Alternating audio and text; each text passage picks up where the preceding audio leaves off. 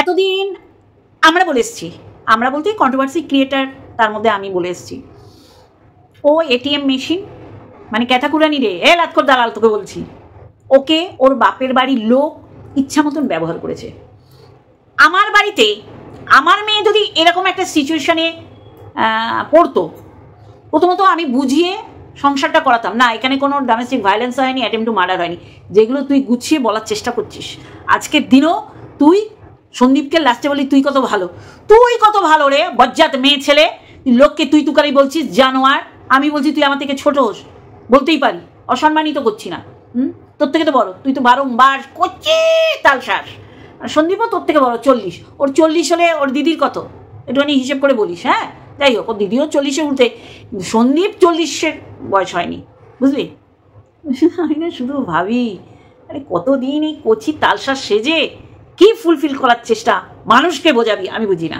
আমি যেটা বলছি, আজকে ক্যাথাকুরানির এরকম পরিস্থিতির জন্য অবশ্যই ক্যাথাকুরানি দায়ী, আর বাকিটা বাপের বাড়ির লোক।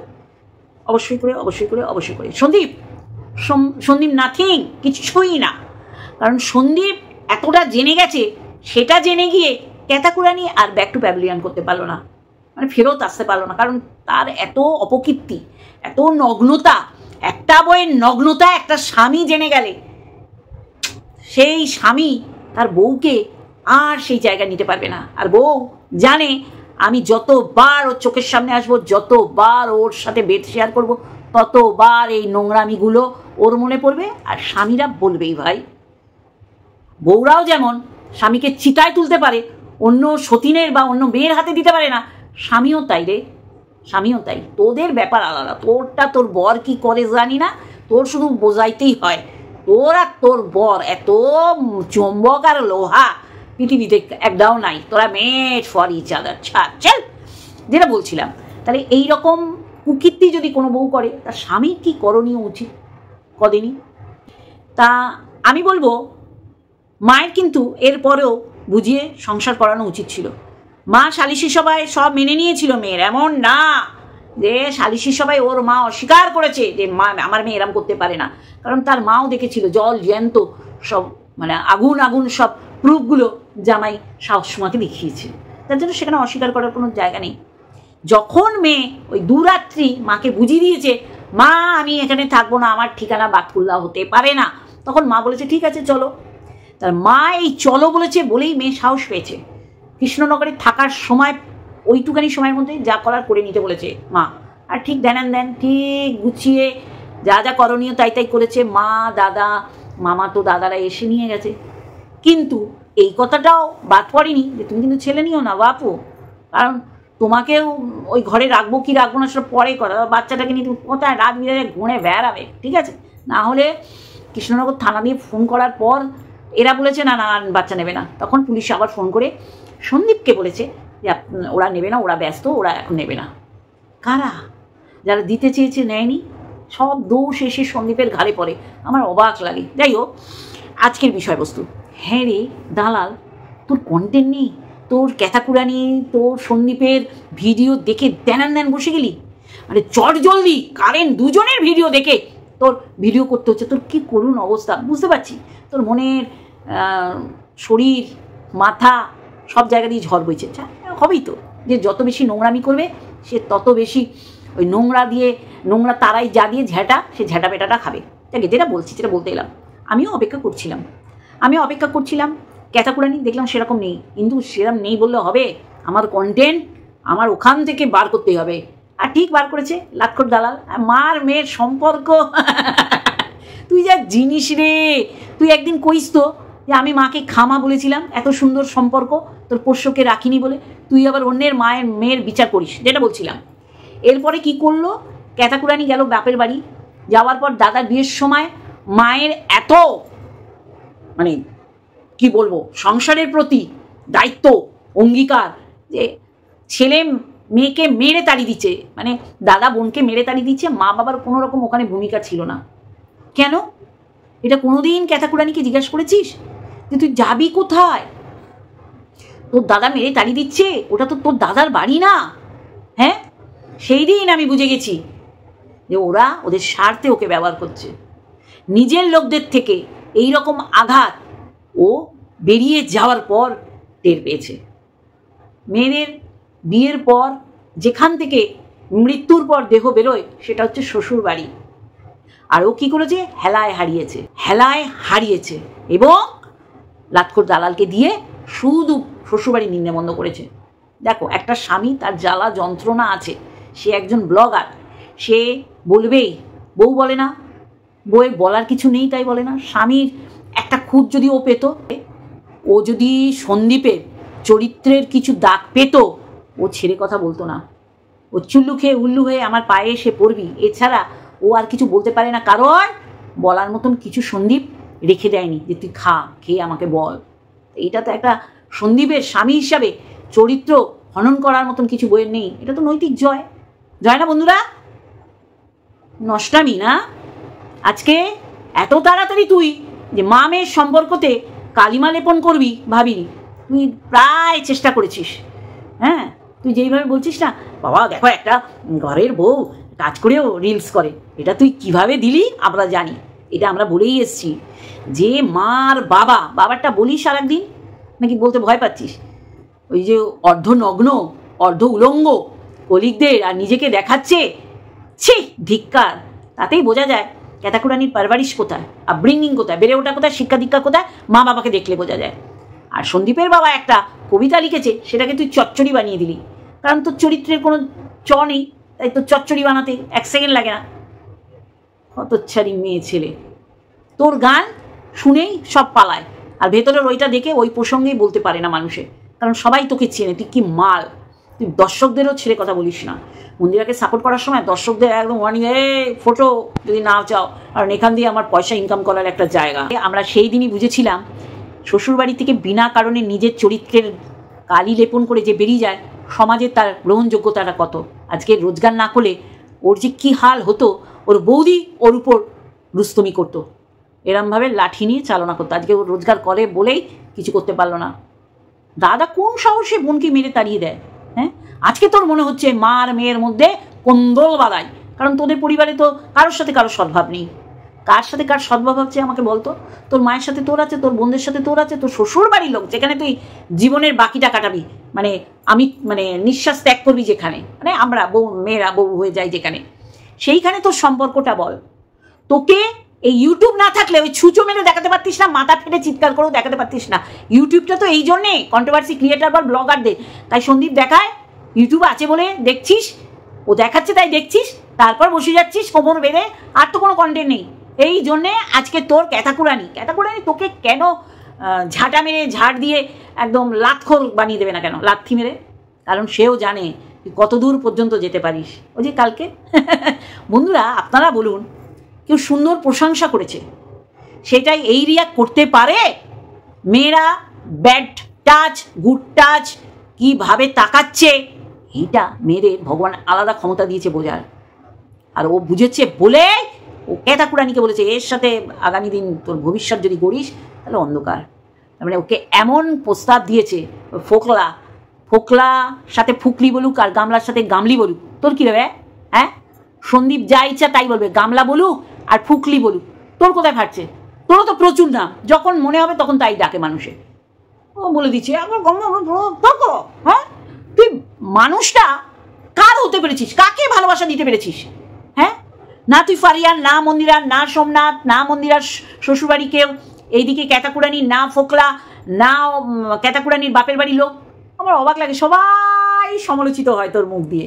তুই যা জিনিস, মুখটাই তোর ভগবান এরম বানিয়েছে, মুখ খুললেই নর্দমার নোংরা জল। পার্থু, আমরা সবাই জানি ওর এক একটা স্বার্থপর। ওর মা মুখ ভার করে রাখতো, মেয়ে বেরিয়েছে, ওর মা খুশি হয়েছে, আর বুঝিয়ে দিচ্ছে তুমি আমরা। এই আমরাই আছে কে বলতো? আছে লাইফা, যার একটা স্ক্রু নেই, তার বউ, সেই বউকে খুব ভালোবাসে। তার মা বোঝাতে পারিনি যে তোর শাশুড়ি তো ভালো রে, তোর শ্বশুর তো ভালো, তুই নোংরামি করেছিস, তোর স্বামী 2 দিন পর ভুলে যাবে, ভালোবাসা দিয়ে ভুলিয়ে দিবি। সে সংসারটা ঠিক মতন করছে বাপের সাথে, ক্যাতাকুরানির মা তার সংসারটা ভালো মতন করছে, তার বাপের সাথে রিলস করছে, রোমান্টিকতা। মেয়ে দেখো, জোড়া পায়রা হয় না, একটা পায়রা উড়ে গেলে হ্যাঁ সেই রকম অবস্থা মেয়ে, তার সামনে সে রিলস করছে নোংরামি করে। আও ভক্তি, হতচ্ছাড়া ফ্যামিলি, আর লাইফার বউ ভালোই রয়েছে, আর পড়ে গেছে একা, যার জন্যেই বলতে হচ্ছে। আর ওই যে জহুরির চোখ, লাক্ষর দালালের জহুরির চোখ, মানে ওর চোখ দিয়ে প্রত্যেকটা কন্ট্রোভার্সি দেখে, যার জন্য ও বসে গেছে সমালোচনা করতে। মাকে নিয়ে গেছে, মা রিলস করছে, এটা তো আমরা বলেছি, তুই অনেক দেরি করে বলছিস। তুই এইটা বল, তুই ওই অযোধ্যাকাণ্ডে বাসের মধ্যে ল্যাটা ফোকলা একে রেখে কেন তুই কিছু বললি না? ওকে অনেকে জ্বলনদীপ বলে, যাদের শরীরে জ্বলন, সন্দীপকে দেখে একদম জায়গায় জায়গায় কুটকুটানি, তারাই জ্বলনদীপ নাম দিয়েছে, কারণ তাদের জ্বালা পোড়া, তাদের লালা ঝরে জিভ দিয়ে, তোর ঠোঁট দিয়ে, তোর চোখ দিয়ে লালা পড়ে। হ্যাঁ, আজকে ব্যায়াম করিনি, তুমি গতকালকের ব্যায়াম দেখে নিও। হ্যাঁ, ওতেই আস্বাদন করো তোমার চোখ মুখ। হ্যাঁ, সন্দীপের ব্যায়াম না দেখলে ওর খাওয়া ভাল লাগিয়ে নে। বল না ক্যাতাকুরানিকে বল, তুই তো দায়িত্ব নিয়েছিলি, ও পরকিয়া করে বেরিয়ে গেছে, তুই ঢুকবি নে তোর শরীরে মানুষের রক্ত থাকলে। আজকে তোর মনে হচ্ছে ক্যাতাকুরানির মা বাবা দাদা বৌদি সব ওকে এটিএম হিসেবে ব্যবহার করেছে, আর আমরা ডে ওয়ান, আমি তো ডে ওয়ান থেকে বলেছি। কি বলবো বল, তোর সমালোচনা করতে হচ্ছে। হ্যাঁ, ও একবার নোংরামি করে বেরিয়ে গেছে বউ জীবন থেকে, সেই স্বামী কেন বসে থাকবে? তার আগামী দিন আরও ভালো কিছু আশার দেখার আছে। ভালো কিছু হবে। 5 বছরের উপর দিয়ে ওর মাথা দিয়ে বোঝা ফারা সব বেরিয়ে গেছে। ছেলেটা মানুষ হবে, নতুন সংসার পাতবে, তাই কি না বন্ধুরা? তাহলে ও তো ভুল কিছু বলেনি। ওর বেডরুমটা যদি দেখিস, ওই ঘরটা তো এখন কাউকে দেখায় নে রে।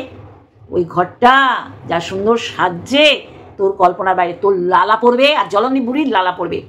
ও যাকে ভদ্রলোক বলে, ওরকম ভদ্রলোক ওর ওই চামুকুনের মতন সারা গায়ে লেপটে থাকতো, জলনদীপ বুড়িকে বলছি, ওই জন্য ওর লালাটা ওইভাবে ফেলে। আর লোক বলে সন্দীপকে আদ্দামড়ি, ঠাকুমার বৈশী, নাতিকে লোক বলছে আদ্দামড়ি, আটখাসি বুড়ি, হতচ্ছাড়ি জলনদীপ বুড়ি। ও আবার সন্দীপকে জলনদীপ নাম দিয়েছে।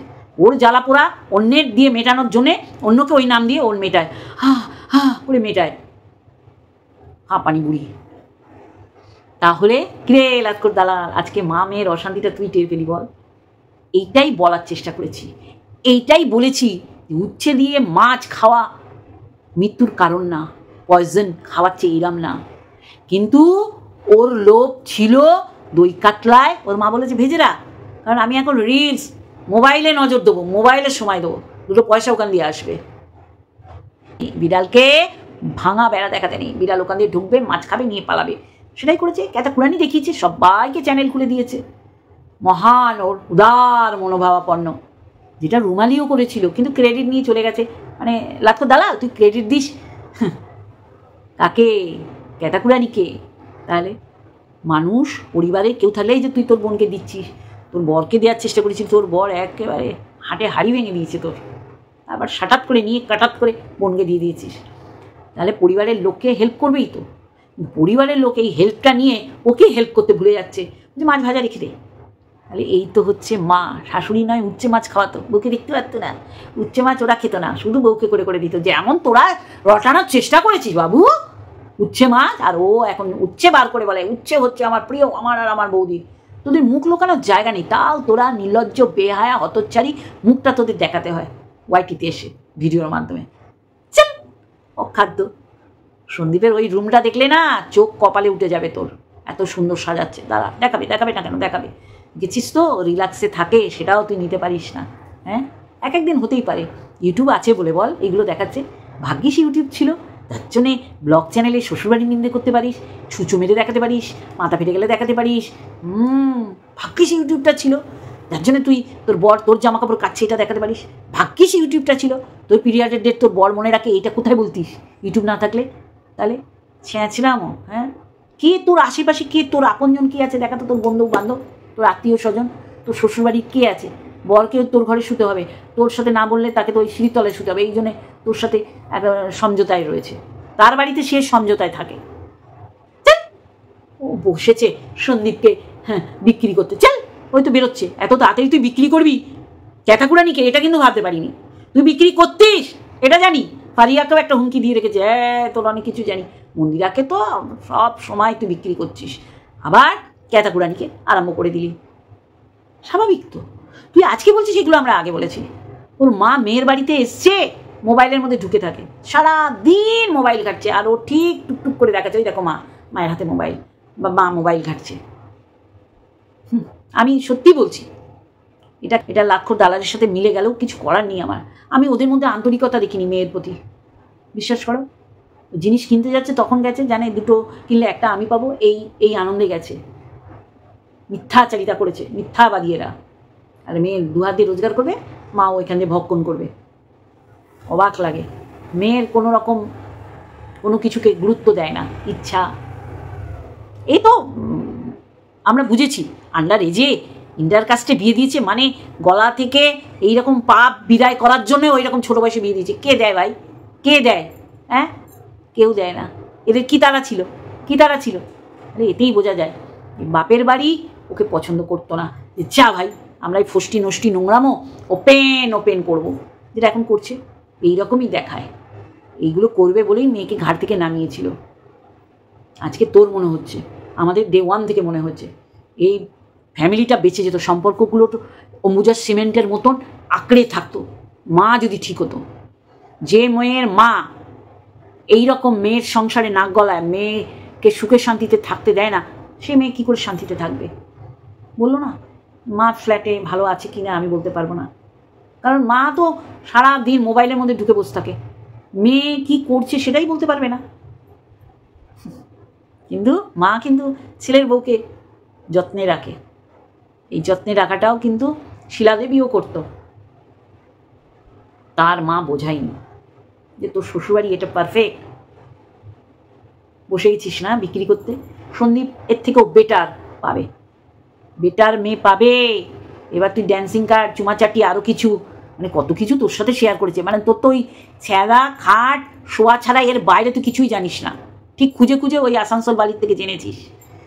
ঝাড়ু মেরে ঝাড়ু মেরে ঝেঁটে বিদে কর, হতচ্ছাড়ি, অসভ্য, নোংরা। আলোচনা করিস, তোর বাপে মা কিছু বলে না এই নোংরা নিয়ে আলোচনা করিস? তোকে আমার দিতে গিয়ে বেরোয় দুই একটা। চল হতচ্ছাড়ি। চলো বন্ধুরা, আজকে এইটুখানি আরেকটা ভিডিওর সাথে অবশ্যই দেখাবে। Love you all.